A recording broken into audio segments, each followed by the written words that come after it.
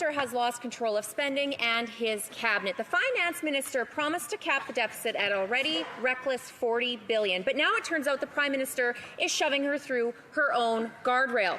The fake feminist Prime Minister is setting up Canada's first female finance minister to take the hit for his reckless spending so that he can then officially bring in the unelected man who has been pulling the strings. Why is the Prime Minister bullying the Finance Minister into breaking her $40 billion deficit guardrail promise and forcing her to deliver carbon tax Carney's fiscal update?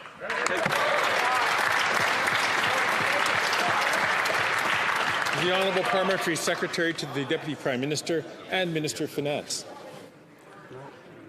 While the Conservatives are focused on this soap opera, Parliament Hill, grapevine, gossip, Mr. Speaker, our Liberal government has been focused on the pocketbooks of Canadians. Inflation is way down. It's at 2%, and the Governor of the Bank of Canada confirmed yesterday that it's going to stay at about 2% for the next few years. Interest rates are way down. We saw another jumbo rate cut yesterday, Mr. Speaker. That means more money in the pockets of Canadians because they're going to be able to renegotiate their mortgage at a lower rate. We're going to be able to help all Canadians that have loans, and our small businesses and entrepreneurs are going to see costs going down. The Honourable Member for Battleford's Lloydminster. Canadians cannot afford this Prime Minister's fake feminism.